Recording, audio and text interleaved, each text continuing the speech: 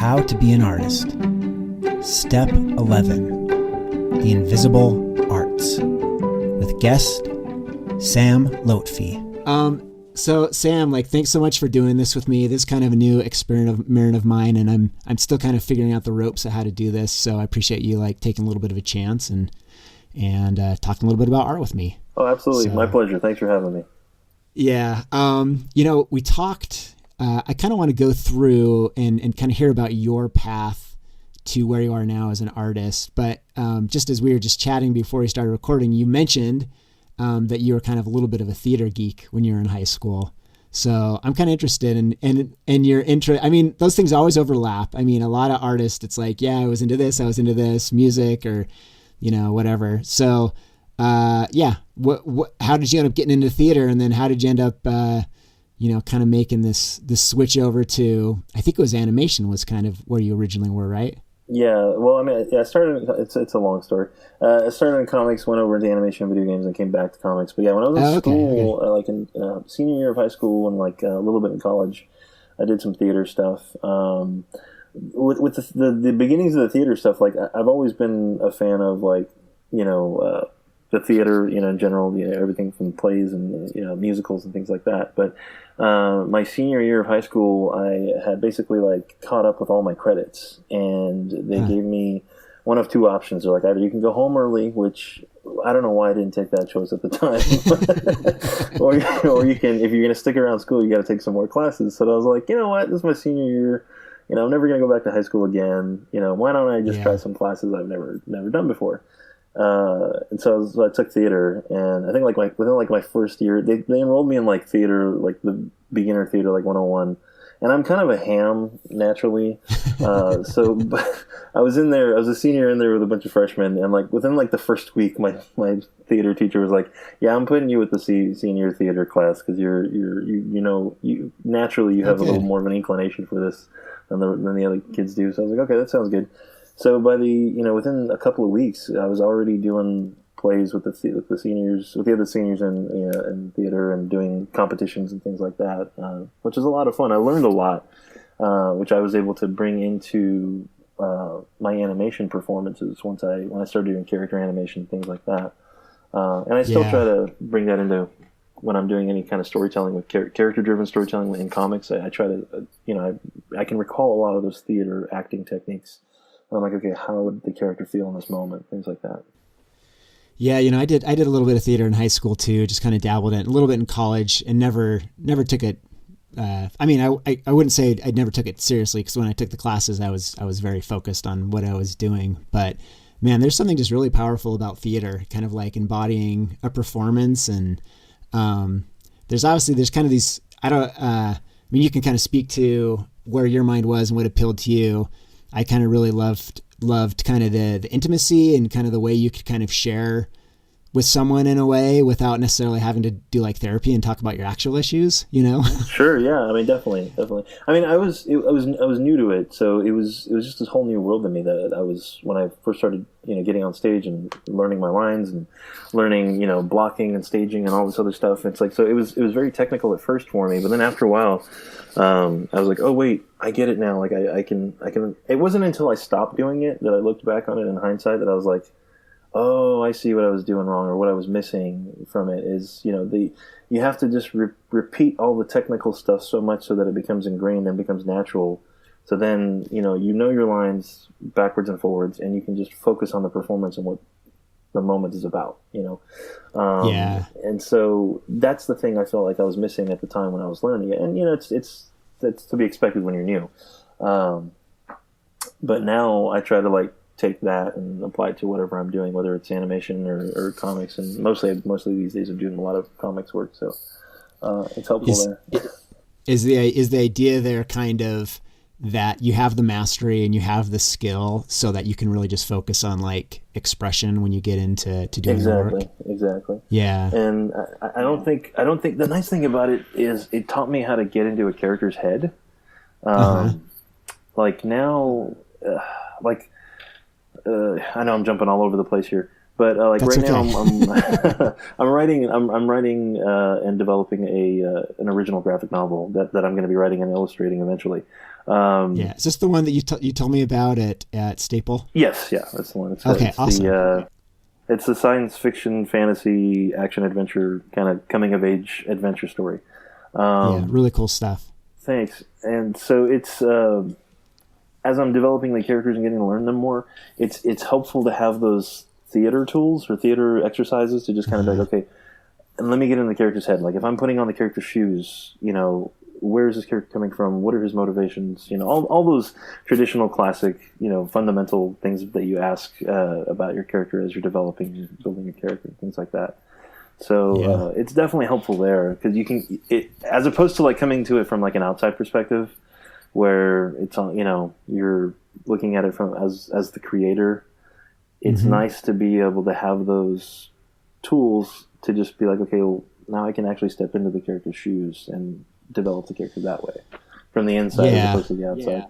Yeah. I think that's my instinct usually is like, oh, I'm writing this as if I'm God, that I'm writing something and it's it's this outside vantage point, but this is something I have one of my friends, Cole, that I did a chat with. He's very much into that as well. Like getting into the perspective of the character. And I think that's something that I miss a lot and kind of, but I mean, a lot of the core of this, that's where the core of the story is. It really is the point of view of the character, right? Absolutely. And it's almost kind of like a hybrid version of like method acting where it's like, okay, I'm going to get into this character's shoes. Okay, this, I don't live in a world where there are, interdimensional travel stuff going on. But you know what? If I was thrown, how can I relate to that? Okay, well, have I ever traveled to a different country, or have I ever been into a different place that I knew nothing about and was thrown in there unexpectedly? Yeah, I've had a situation like that. Okay, well, how did I feel when I was in that moment? Oh, okay, I'm starting to understand what this guy would feel if he was in that situation now. You know what I mean? Yeah. So, yeah, for sure. Do you ever find like surprises as you're doing that too? Oh, absolutely, yeah. Because you kind of come along these little gems, these little happy accidents along the way. You're like, you start to kind of see where the patterns kind of start to connect, or the dots connect, with one character or another. And the one thing I'm learning more and more as I'm writing is my tendency is to have this, the protagonist starts out as this loner character, and so I'm learning that the quicker I'm able to get him involved in a relationship with the other characters in the cast of the story, the more entertaining and appealing it is for the reader. Because otherwise, you just want to watch this guy go through all the stuff by himself, and you're like, okay, he's not emoting, I don't get what he's feeling or anything. and it's being able to bounce those thoughts and feelings off of other people and the relationships we have with them that kind of helps communicate how we're feeling and what we think. It's kind of within that interaction within the relationship is when you get to see the character. Exactly. Which is why you typically see, in a lot of like Disney movies or, cartoons for kids, you always see anytime there's a character by themselves, they always have like a cute little animal friend next to them that they can talk to. I was going to mention that. Yeah. You always need like an animal sidekick, right? Exactly. So that way they can kind of, speak their thoughts and, and their feelings instead of just talking to themselves. They're also great for when your hero is like trapped and tied up and they can come and like chew the ropes, Sure. Yeah, exactly. That's always handy. Yeah, that's really cool. I feel like it's so interesting when you think about character. It's something I'm still like learning about, but really I have these insights all the time when I'll be thinking about a character and think through their point of view, and it's suddenly like I realize what the story is actually about. Yeah. I'm like, oh, it's actually about this. It's about, this person wanting to be liked or whatever it is, or trying to redeem some sort of mistake they did, and right. So that could be like very exciting, Absolutely. And that's honestly, I'm in the middle of that right now because I'm writing I'm about in the middle of the first draft of this particular graphic novel.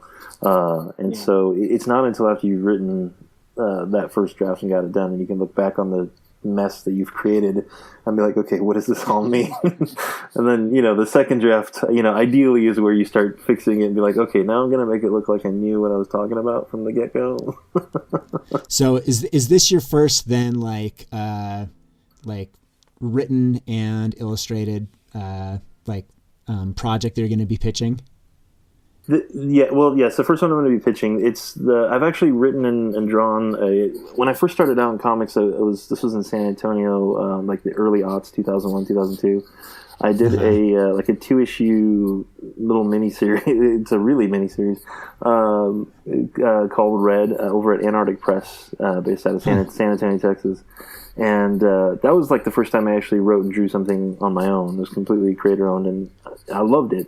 But from then on, like I got the animation bug at a really early on, and so I went into animation and video game stuff and storyboarding, character design, things like that. And then eventually I got to the point where it's like it was a lot of fun to do those other projects and working those other mediums, but I was missing something. I was missing that self-expression, or that I wanted to get my own thoughts and ideas and into a particular project. And it's great working with a team of people, but if it's not your show and it's not your project, then you just kind of have to just play ball and do the best you can with that.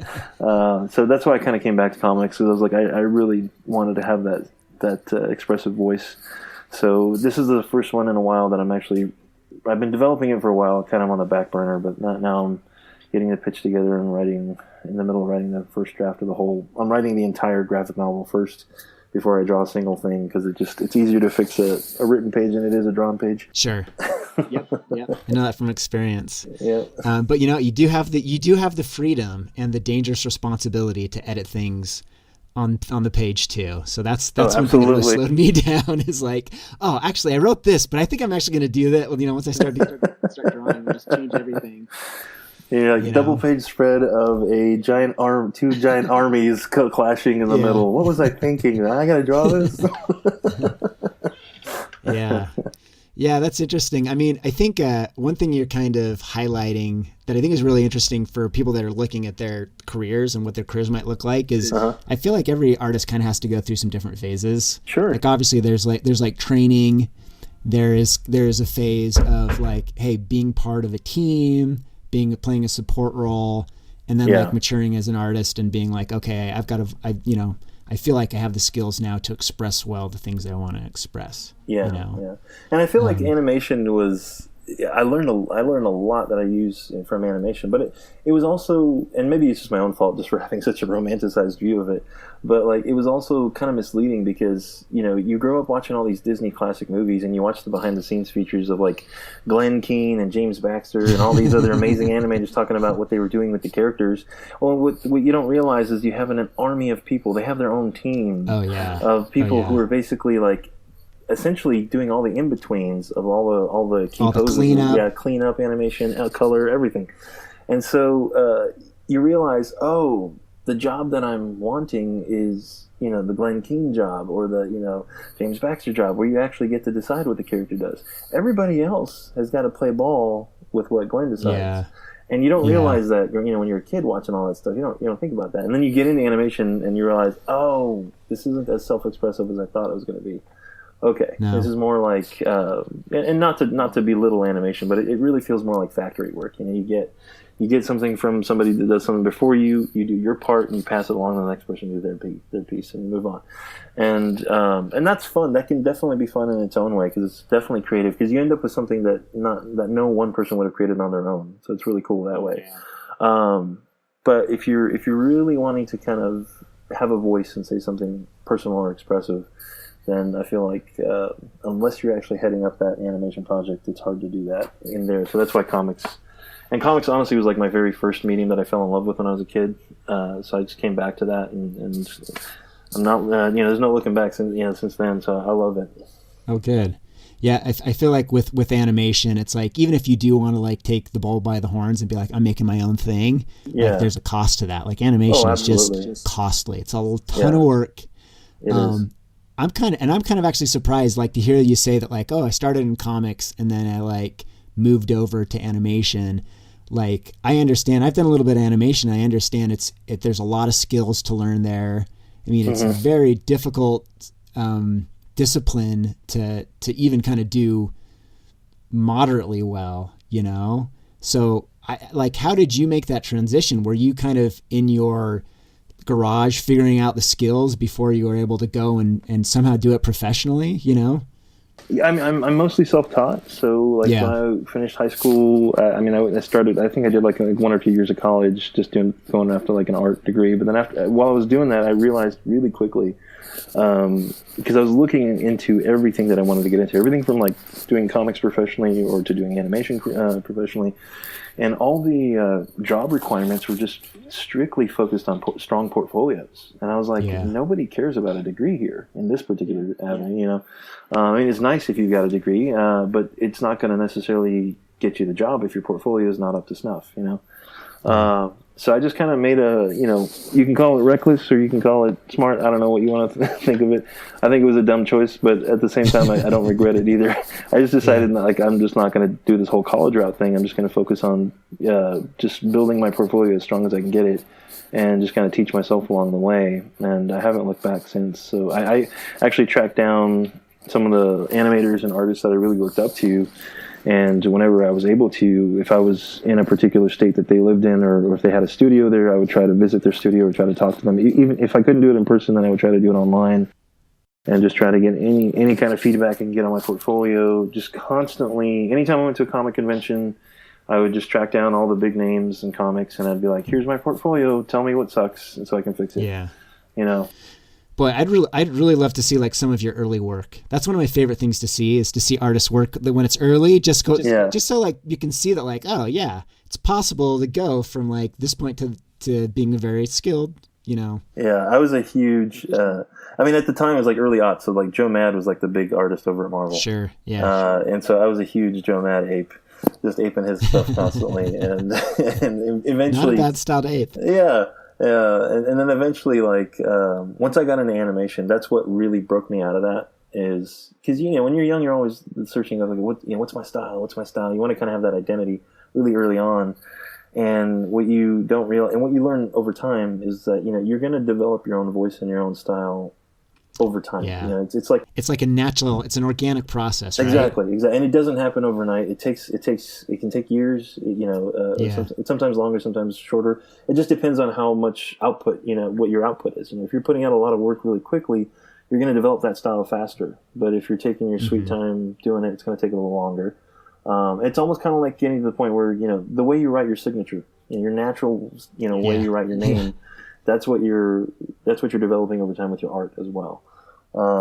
So what the cool thing about animation was it forced me to do a lot of observational drawing and a lot of life drawing. And so that quickly broke me out of copying somebody's style and really going for understanding like what is the fundamental structure of, anatomy and, whether it's from people to animals to objects to whatever. And then also like, not only am I understanding how to build and construct those shapes, but how do they move together in rhythm and in the balance, with animation. Honestly, animation's like doing character animation is probably like the hardest thing I've ever done. And comics definitely has just as challenging things about it as well. But character animation, especially if you're focusing on giving a performance, an actual acting performance, like say it's maddening. It can be maddening, but it's magical. When you pull it off, it's like a magic trick. Yeah, and you're like, this is amazing. And then, you show it to everyone, and everyone's amazed, and they're like, wow, this is really great. And it flashes by within like, anywhere from 6 seconds to 20 seconds, and you're like, that was 6 months of my life.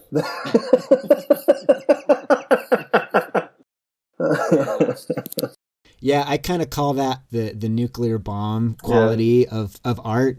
It's like same with like a comic book. A nuclear bomb, it's you have these scientists that work decades to figure out how to create a nuclear bomb. Yeah. And it's like the effect is over in seconds, but it's a very powerful effect. Yeah, exactly.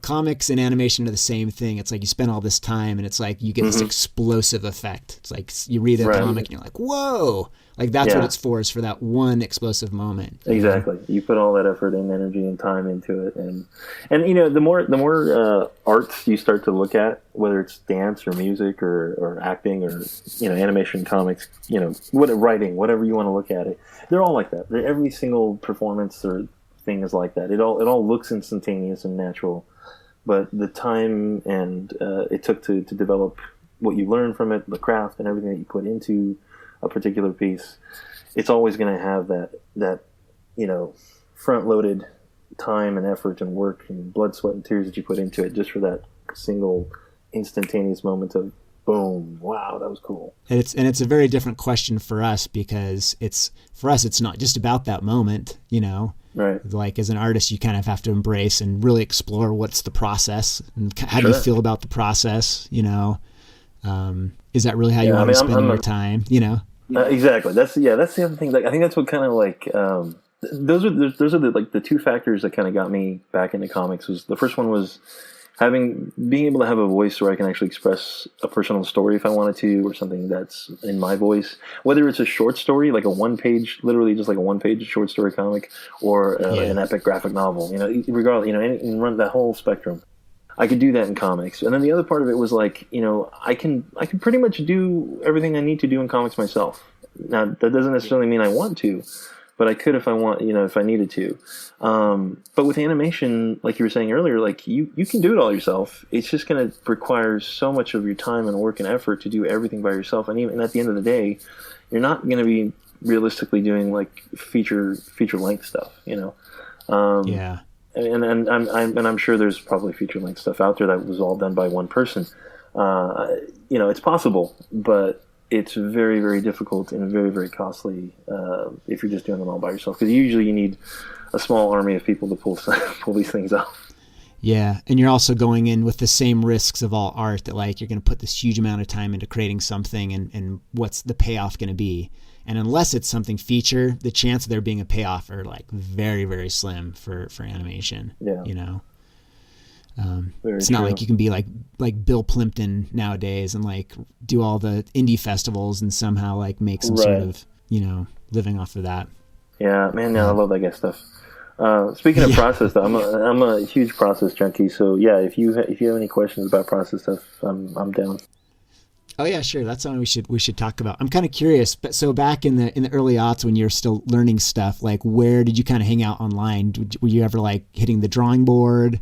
I did. I wasn't as, honestly, DeviantArt was probably like the biggest place I was really? hanging out on, just posting stuff. DeviantArt, and I, maybe a little on Pencil Jack. Okay. But not a whole lot on the drawing board or pencil. I mean, like, when I say little, I mean like barely, like maybe like a couple of posts here and there once in a while. But like DeviantArt was like the biggest thing, and then from there, we moved over to Blogspot, and then from Blogspot, I think eventually, like, I made my own website at some point, and now I'm over on, these days I'm over on Squarespace. So you just go to samlotfi.com, and that'll keep you posted on what I'm up to. Yeah, well, that's cool. Yeah, it's just interesting, like how the internet has evolved as far as like the art culture over the years, and how there are these very specific places. And I remember there's another one. Do you remember Eat Poo? Did you ever like go to Eat Poo? No, I don't. But Eat Poo was like, they were very, very focused on that one. I missed that one. No, it's not what you think, man. It was just the guy who ran it. The guy who ran it was kind of irreverent, but it was really just like digital art. People doing digital art, just some very, very high end, like good digital artists. That's cool. Yeah, but anyway, now it's all just collapsed into like it's social media and people's websites. Yeah, like you don't have these like pretty much these little speakeasy corners of the internet where you can kind of go hang out with like kind of get in touch with like really high level artists like back in the early days. Yeah. So yeah. Like you want to delve into some more process stuff? Let's talk about process. Why don't you tell me like what's interesting with to you about process right now, kind of things you're exploring? What, like, for me, like I'm always like I was saying earlier, like I'm a process junkie because I love to hear how other people work, because obviously everybody has a different perspective on creativity and how they approach a particular project or a given task. So I'm always open to like find more interesting ways, or sometimes even faster ways to get something done, or just to have a different perspective on something. But like for me, like what really interests me and fascinates me is like how you go from say a written script of a story, whether you wrote it yourself or somebody else wrote it, and you take that and you translate that from words to images, and that whole storytelling process that happens when you're doing your layouts, and for those that are not familiar with comics, layouts, by layouts I mean essentially the storyboard panels on a page. And that to me is like the magic, like that. And they're never really any, and depending on the person, they're never really any very clean drawings or very pretty drawings. For me personally, they're very, very crude, rudimentary, caveman drawings that are just kind of put down. Yeah. And all I'm focusing on there is translating what's in the script, into a visual medium, to where it's like, okay, not just am I working out, okay, let's say the script says, for example, okay, there's, 7 panels in this page, and let's say there's a really important moment that happens in panel 3 or 4, right? Well, if that's an important moment to the story or for that particular character, like, I really want to make that panel bigger than the rest of the panels, because I want the audience to really notice that moment. And if I'm going to make that bigger, then that means the other panels are going to get smaller, and if they get smaller, are they still able to perform the function that they're able to do within that smaller space? If not, then now I'm looking at, okay, either I need to eliminate some panels and maybe combine a couple of things that are going on in some of these panels, or move it over to the next page. So you're almost kind of playing like this, Tetris puzzle piece kind of game, where you're like figuring out, okay, how do I make all this stuff fit and work on a technical side of things, but then how do I get the most emotional impact out of it as well? And make it so fluid that when the reader's reading it, that they don't get confused by the layout of the panels, that the page works as a whole of a juxtaposition of images, but it also works as you go through each individual panel as well. Yeah. So that's the big challenge. And if you can't, and then the one thing I learned from, it's going to sound like I'm name dropping here, but I learned from Klaus Janson. This is when I was at the DC Talent Development Program. This was a few years back. Okay. I was one of eight people to do that program that year, and so they really focused on layouts and storytelling there. And one of the things he told me was just like, look, if the page doesn't work in the layout stage, it is not going to work no matter how beautiful the drawings are on the finished stage. And I definitely carried that with me from then. Since then, I was just like, okay, that makes absolute sense, because otherwise you're just essentially polishing a turd, right? If you don't have a page that works. I'm like a big believer in like the flow of a page. So I definitely lean towards I like simplicity and fluidity over super, even though I really love stuff like Sergio Topi or I'm trying to think of, there's other artists that spend a lot of time rendering stuff. Bacalo, is it Bacalo or Bacalo? Yeah. He usually has really compressed pages and stuff like that, especially in the late 90s, early 2000s. A lot of his stuff was really compressed, and to the point where like it was beautiful to look at, but I was like, okay, like I would have to like retrace my steps a little bit on his panel orders. I'd be like, what's going on here? And it's like, and I don't ever, and there's nothing wrong with that. I'm not saying that he did bad work or that he didn't do it right or anything. He knows what he's doing. Yeah. All I'm saying is, like, for me as a reader, I just remember my experience reading some of those early pages from like the early 2000s when he was doing stuff on. It was the Cliffhanger books that he had done. I think it was called Steampunk. Okay.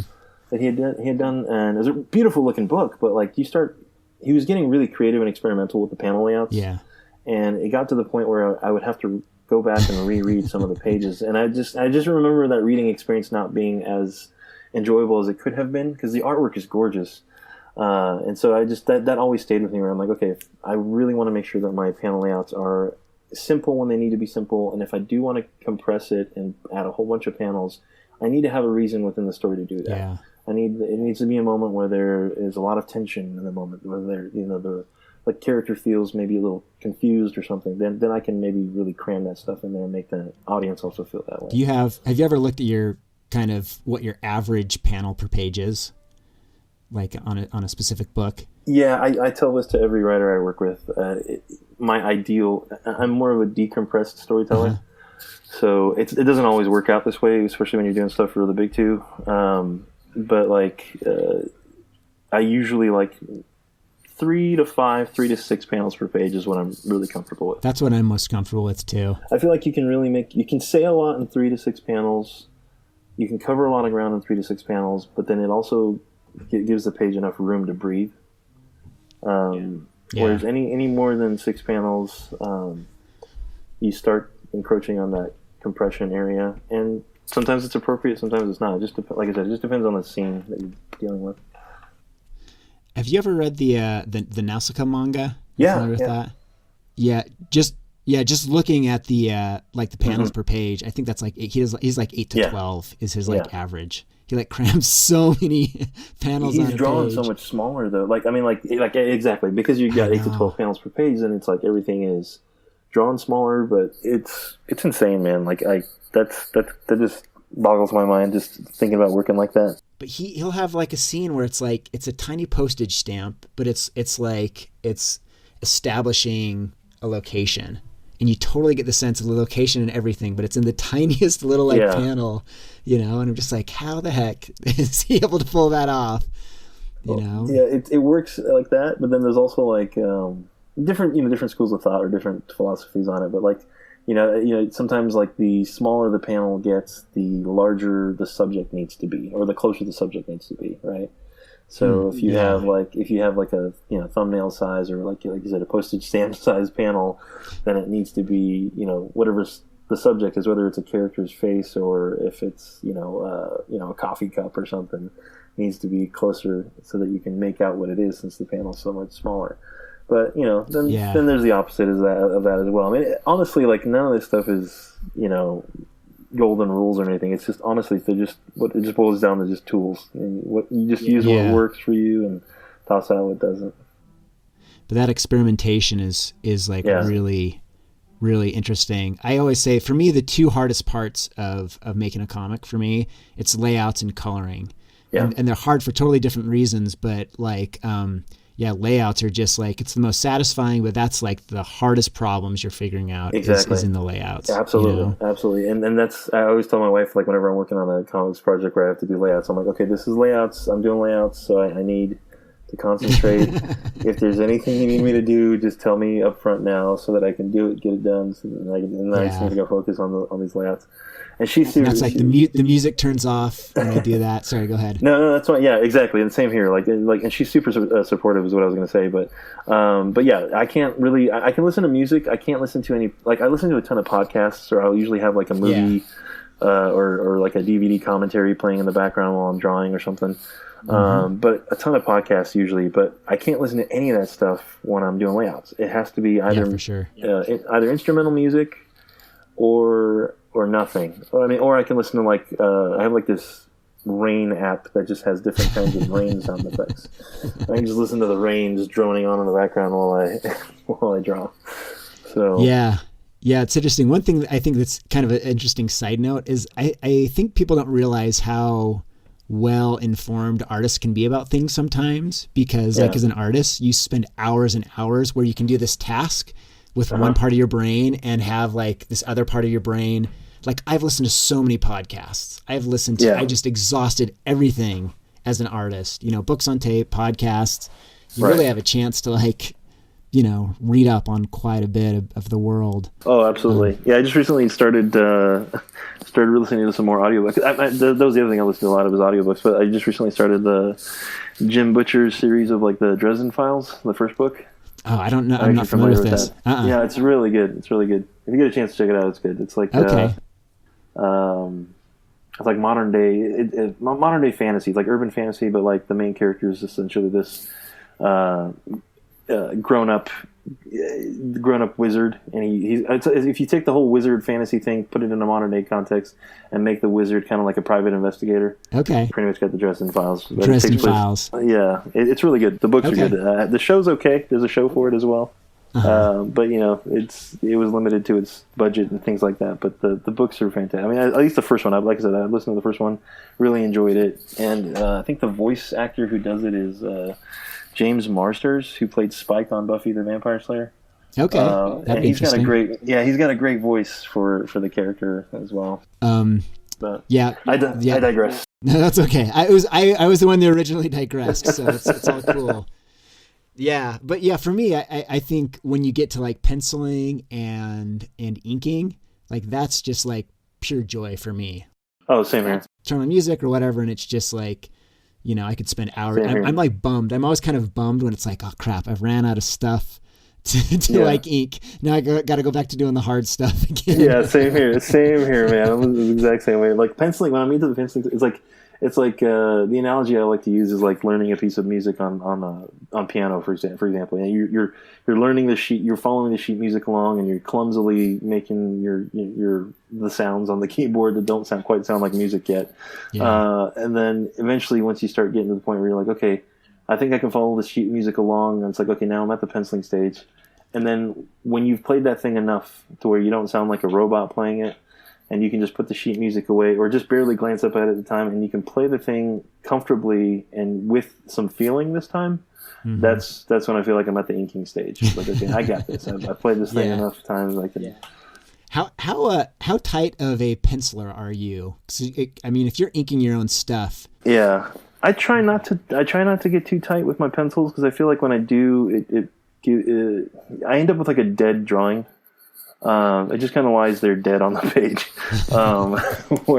Whereas if I just kind of do more like a loose or rough drawing of what I want, what I really basically focus on in the penciling stage at this point in my life is I'm looking for structure. I'm looking for, if it's a very specific character design, I just want to make sure the characters are on model.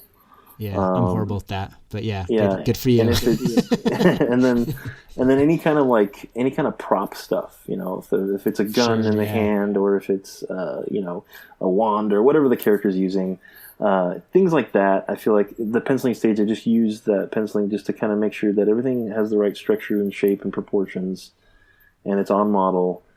Beyond that, I don't sit there and do any other details beyond that. And then I just basically just go in and I do the rest of the actual rendering and drawing in the inking stage, which is the most fun for me.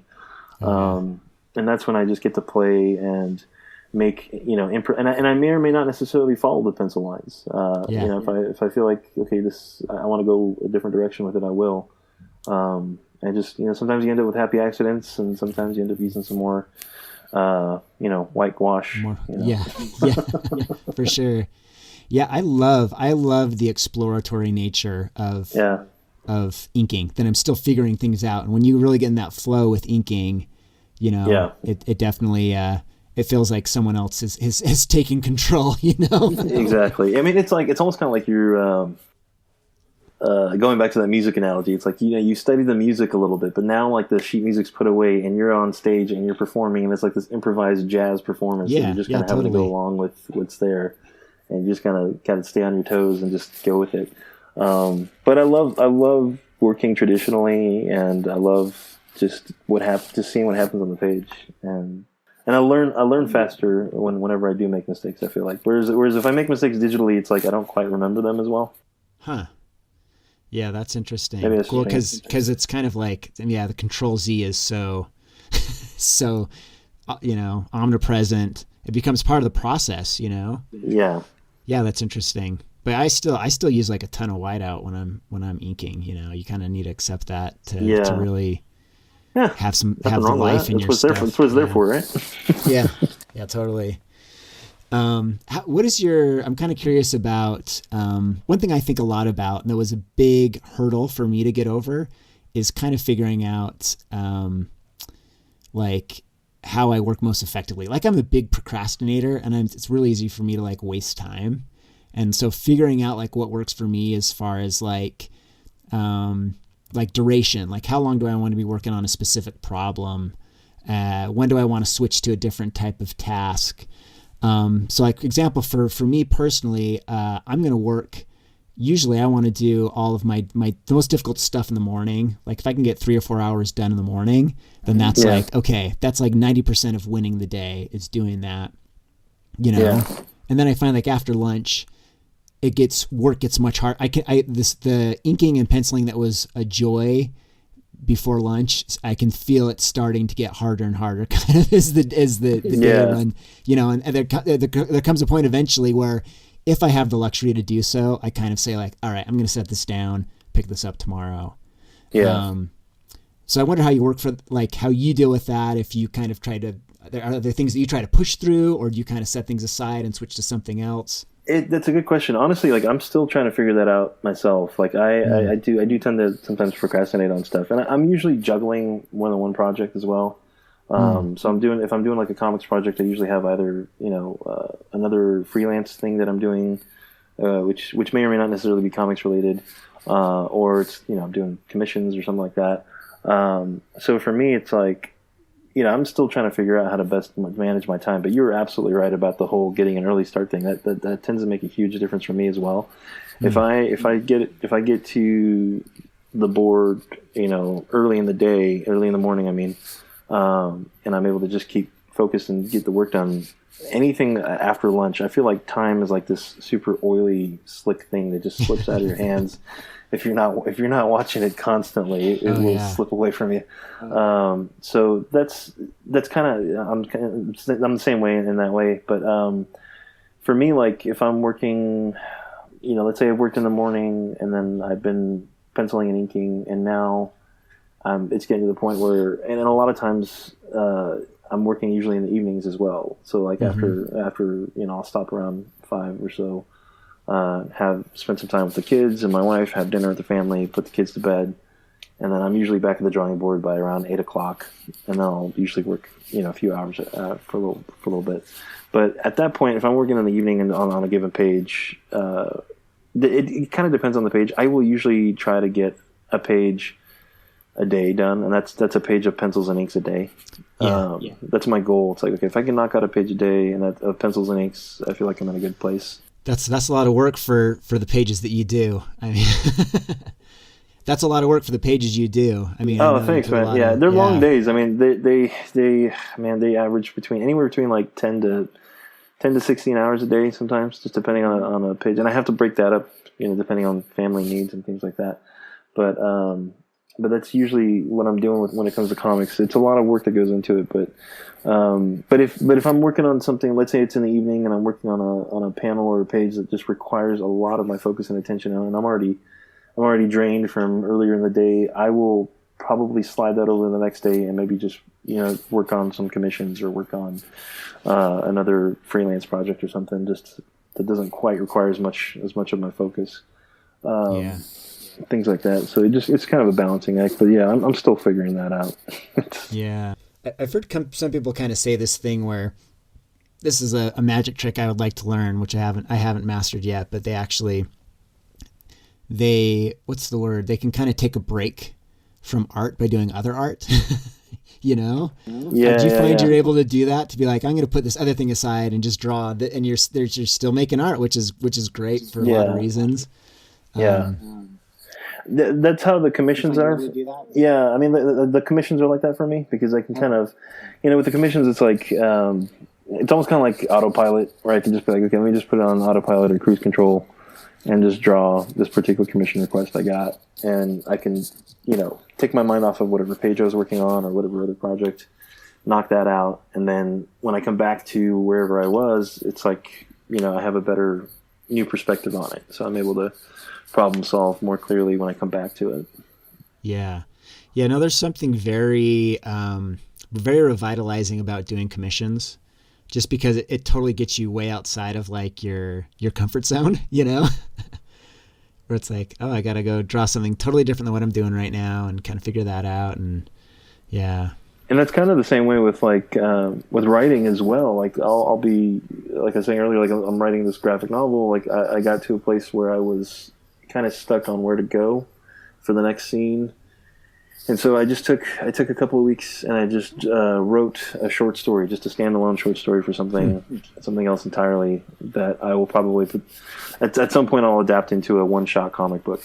But just being able to get away and write something completely different for a change, and then come back after a couple of weeks and just be like, okay, that was fun. Now that I'm back, okay, I think I know where I want to go with this now. It's like your brain is still percolating. You're still solving that problem in the back, even though you don't realize it while you're working on something else. Yeah. So, how does that all work then with kind of the balance of family life? Because like you're a dad, obviously a husband too, you know. Yeah. How do you kind of balance? I mean, obviously, say you're going to go spend some time with the family, and then it's back to work. Right. You know. Sure. Again, that's still just a learning process, man. Like that is the life of a freelance artist is a tough one, but it's honestly like it's never boring. I'll put it that way. My wife and I are she's extremely supportive, and it honestly, none of it would be possible without her support and her patience and understanding of all this, because it's constantly up and down with the time schedules and things like that. And thankfully, we both work from home, so that makes things a little easier. And but for the most part, like, we'll usually, we'll have the family meetings and things like that, and just figure out, okay, this week this is what we have on the plate, and then this is what we need to get done, and how are we going to balance these things that need to happen, whether it's the kids' schedule or my wife's work or my work, things like that. So just, and things, there's always that, the monkey wrench that gets thrown in the schedule in the middle of the week where you're like, oh no. Yeah. So you have to kind of be flexible and shift. It can definitely be very stressful, but and I think what helps get us through those stressful times is knowing that we have each other's backs. We have a really strong relationship in marriage, and we're really supportive of each other. And so that makes a huge difference. So yeah. Yeah, that's like super important. I think it's really tough for, and I don't understand artists that are like kind of working on their own, or artists that kind of have to like, work against their spouses to try to like. Yeah, absolutely. Absolutely. I mean, I've been more productive ever since I had kids than before. I was less productive before I had kids, believe it or not. That sounds weird, but like once I had kids, it was like, the crap hit the fan, and I was like, oh, now I got to get serious. So it's like, okay, now is that because like I got to be a supporter now? Exactly. Yeah, exactly. It's like, and it was just like that thing where it's like, okay, now we're, we've got to, like, I remember when we were pregnant with my first son, I was like, okay, baby's on the way, and I've got to get my stuff together. If I want to do this, regularly, then I've got to be productive and get get serious about this. And not that I wasn't serious before, but like, it wasn't showing up in my productivity. You know what I mean? And I'm still working on that. I'm still trying to be even more productive and try to, like we're talking about with time. I'm trying to utilize my time and manage my time as best as I can. It's slippery, man. But yeah, like knowing exactly how much time I had, like, because once the baby comes, once you got kids, what you're, obviously kids do better with a routine and things like that. So what your routines are once you establish those, and where you've got your little pockets of time to work. It's like, okay, those are my set times to work, and I'm going to stick to those times, and that's going to be solid time that I have to work. Sometimes it's interrupted, and you just have to roll with the punches when that happens. But for the most part, like, that actually got me more disciplined than before we had kids, where I could just draw at any time of the night. Or I'm like, oh, I'll just, I don't really, I'm not feeling inspired, or I don't have an idea, or I've got writer's block, or I've got artist block. It's like, well, when the bills are piling up and you got bills to pay, you don't have time for artist block or any kind of creative block. You just kind of do the work and get it done, turned it on time, so you can support the family. It's interesting. Those like, you talk about the blocks that most people as artists, where you're like, I don't think I can do this right now. Most of those things, when you actually like kind of sit down and work through them, they usually evaporate pretty quick, They do. They really do. Right? I think a lot of times when it comes to that sort of stuff, it's only because I feel like you haven't really given it enough thought. And a lot of times we think we've given it a lot of thought, but really, if you really sit down and look at it, okay, well, what am I really trying to do here? What am I really trying to say? Or what is the best way to do this? You start to kind of ask yourself those questions. Then you realize, oh, okay, I see what's going on here. I see what's wrong. And there's a really good book that I read years ago, and I try to reread it from time to time because it applies to really any of the arts. But it's called Art and Fear. Oh, my brother recommended this to me a long time ago, and I've never read it. But sorry, go ahead. No, it's a great book. I always recommend it to people when I remember it. But I highly recommend reading it. It's written by two photographers. But it's really it's not really about photography. It just talks about art in general and the whole creative process in general, and about how art and fear, play a role. How fear plays a role in art and through the creative process. Some artists are afraid of, like, I'll give you an example, and I'm paraphrasing because I'm probably butchering what they're saying, but you just got to go read the book. But an example of one of the things they talk about is like, okay, some artists are afraid of creating because they feel like it's not going to be good enough, or it's not going to be this masterpiece. So they are slower at it. Other artists feel so connected to the creative work that they do that they feel like that if they don't create the artwork, then they cease to exist. So they have to just constantly churn out work so that it's part of their identity. So they have to constantly, and it's like, man, that's really interesting. It's fascinating to just get into that kind of psychology and look into that. But it's really reassuring, and it's overall it's a really positive outlook to the whole process, because it kind of encourages the artist, regardless of what artistic craft they're doing. One of the things I really learned from that book, and not to beat myself up so much, is like, okay, it is, when you look at your piece of artwork, I'm my own worst critic. Like I absolutely detest most of the stuff I do. So like I probably really only like maybe 10 to 20% of the stuff I do, and even then I'm like, nah, it's okay, it'll pass. I'm never. I don't think I've ever looked at my stuff and been like, that's beautiful. It's like, no, it's okay.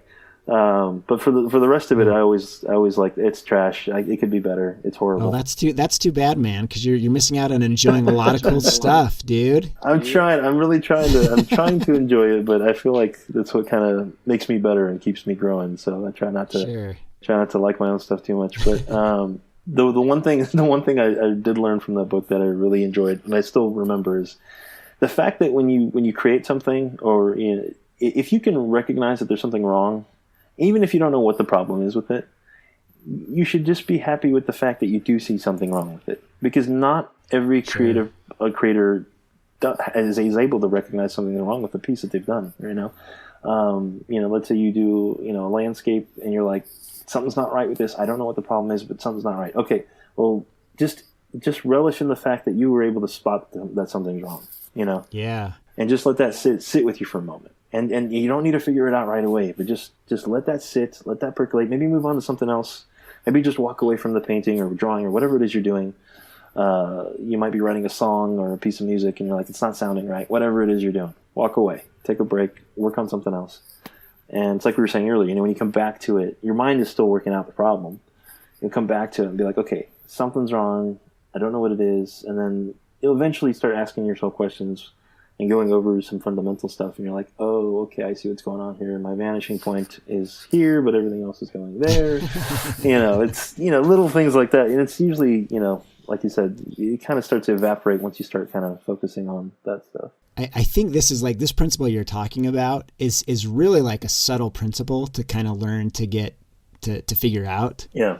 Because it's like, it's really this like awareness. And sometimes it's like, I'll come back to a piece later, and I'll be like, once I come back to it later, I'll realize, oh yeah, I remember that I could sense that there was something wrong here, but at some level I wasn't even aware of that. Yeah. Yeah.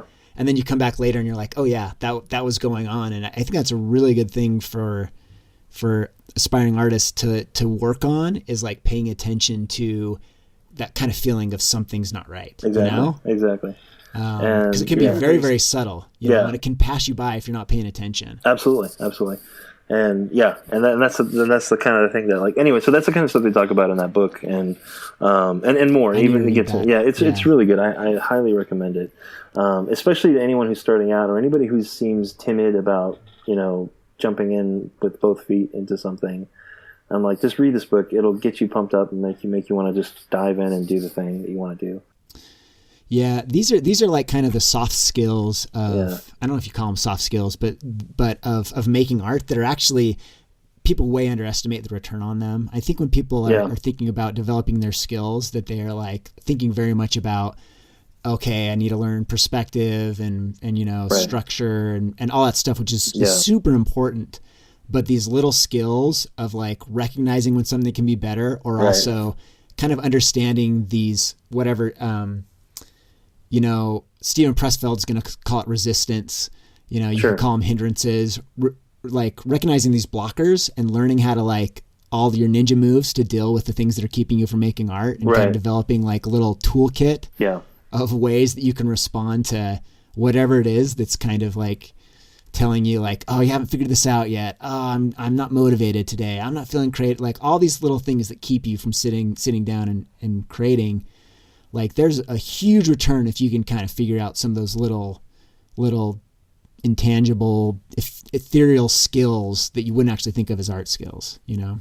Absolutely. And like, I think you nailed it when you said ethereal, because they're not visible. You know, they're not skills that you can see.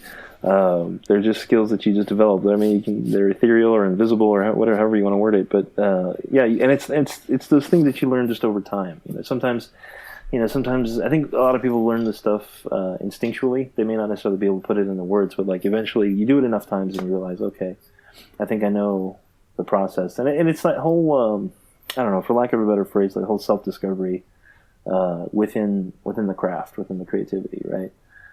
You know what works for you, you know what tools you have and how to use them, but you're always looking to also grow and push yourself. And I think once you kind of get to a point where when you're at that point where you're like, okay, obviously I'm not at that master level yet, but I am comfortable with what I do. I know the tools that I have. I know how they respond when I push them one way and push them in another way. And I know what to do when I get stuck. I think it's a really good place to be. And it's a good plateau to reach to just continue to go up from. And I feel like, you know, there's multiple plateaus that are similar to that. You know, you just climb up to the next one and you're just like, okay. So that's kind of where I'm at right now. Like, it's like, I feel like I'm at a place where it's like, okay, you know, I know what I want to work on. I know what I want to push. Like, I'll give you an example. Like right now, artistically, what I'm trying to work on is getting looser and getting faster. And so I'm trying to implement little things in the way I draw and the way the tools that I use more brush where I can, and make it, you know, not be so tight with my line work and things like that. Because to me personally, I just feel like the looser I am, the more life is in that drawing. Where if I'm like painstakingly making those really careful lines, those fragile China doll lines, it kind of just deadens the image and just loses all of life. Do you think very much about like, as you're thinking about this, are you thinking very much about like simplicity of design? Like what's the most simple design, you know, that I can do? I mean, like that process happens earlier on when I'm like developing a project or you know, like a lot of times you don't get that opportunity. Like if I'm doing something for another publisher, you don't always get that time and or opportunity to just redesign a character. Not like you did back in the 80s and 90s when, you know, you got a new artist on a book and they could just completely redesign the character. Constantly. Change costumes constantly. And like now they're not up for that as much. They got these very rigid style guides. That, and also they're more in tune with like continuity in the story and things like that, which is cool. And I don't know, from like a reader's point of view, it's nice to have that continuity. But so anyway, so whenever I do get the opportunity or when I have the time, that's the kind of stuff I think about when I'm designing the characters. Are just, okay, how can I come up with a design and shape and proportions that work, that clearly tell who this character is when you just immediately look at them, but then also, differentiate them from all the other cast of characters, and then also on a time schedule, don't take me forever to just construct this character in every panel, you know. So that's kind of the balance I'm trying to find when I do that. Have you read very much Christophe Blaine? Do you know his work at all? I think I do. I'm not sure if it's the guy I'm thinking about when you say Christophe Blaine. Is he the one that did the Gus and His Guns? Yes, I love that guy's stuff. Yeah.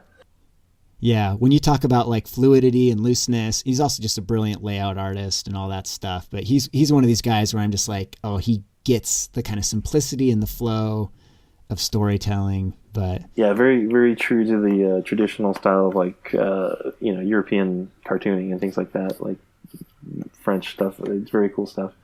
But I don't know if he colors his own stuff or not. But whoever colored that Gus and His Guns did a brilliant job. Of using color to describe like character emotions and things like that. Where there's a scene where one of the cowboys in the book is like, he sees this beautiful woman get off a train and he's following her through this crowded, train. Oh, yeah, I remember this. You remember the scene? He's trying to follow her because he's trying to like track down this beautiful woman that he saw. But everywhere he goes, there's like somebody blocking him, and eventually there's like this giant like mountain of a man that's like blocking his view to see where this woman's going. And he's like progressively, his skin color is like going progressively from like the normal skin color to like this like blood red skin color, to the point where like the entire, I think if I remember correctly, the panel is entirely red. Where all he's saying is so red, cool. And then he ends up like in his mind, like it cuts to a moment in his mind where he's just like with both guns drawn, is just shooting down this mountain of a guy just to get him out of the way. It's that cartoony, yeah, it's great. Yeah, color I think sometimes gets overlooked sometimes, where you're just like, absolutely. This is this color, and like, the progression of color through a story can be so interesting. Oh, absolutely. And so cool. And I feel like you can get more, there's not enough experimentation with color in comics, I think, in general, like at least in American comics, I'll just put it that way. You see more of it in indie comics, but as far as like the bigger publishers, I'm not seeing as much of that as I would like to see in there. And, you can argue that, obviously that stuff tends to lean a little bit more closer to like realism. And so the abstract coloring may not apply to it, but, you can argue either side of it. But there's something to be said for having like some subtle stylization to even something that's realistic. But I definitely am more, I like the stuff that's a little bit more, I wouldn't say surreal, but that can have that subjective quality to it. Absolutely, absolutely. That's where comic gets fun for me. I don't know. Yeah, same here. And I mean, honestly, like the whole comics genre in itself, or like the medium, it's not even a genre, it's more of a medium, is you can do, there's no budget, right? You can do anything you want. You can tell any kind of story you want and set it anywhere, as long as you're able to draw it. The only limitation is your imagination, right? So you can set a story in this completely made-up world of yours, with all kinds of made-up characters, creatures, monsters, whatever you want to do, and you're not limited by, like, say, in the live-action world, by a budget and producers and everybody else involved, and whether or not we can do these visual effects or not. It's like none of that is going to limit you. You're just completely unlimited in comics, which is why I love working in that medium so much. And even in like big budget stuff, it's like you see 12 different FX houses, going towards building something. And I sometimes feel like there's kind of something that feels kind of homogenous about the visual style of a lot of those places. And I think it's kind of due to the fact that there's such a broad collection of artists working on something. And just to see like a singular voice in a comic where it's like just everything has some sort of cohesion. Yeah. It's where you get that authorship or whatever. Yeah. Well, Sam, I'm really excited to see what happens with this next book that you're pitching. Are you not at the point where you're pitching it yet, or are you? No, not yet, man. It's still pretty early on. Like I said, I'm still writing the first draft of the graphic novel. It's all still. I mean, the artwork is all pretty much tidied up. There's a few other things that I need to draw for the pitch, but I'm just going to be doing a lot of writing for a little while until this thing is in good shape to get it out there. Well, cool. Well, I'm going to be like super stoked to see that when it comes out. I love seeing kind of an artist's voice, given its full volume, whatever you call it. So, well, anyway, Sam, thanks for hanging out with me for a bit today and chatting. I'm going to let you get back to your family, since I know your time is definitely limited now that you've explained to me. Well, thanks for having me. It was fun. So cool. Let's do it again sometime, man. Definitely. You've been listening to How to Be an Artist. To support this podcast, you can go to patreon.com/H2BNA.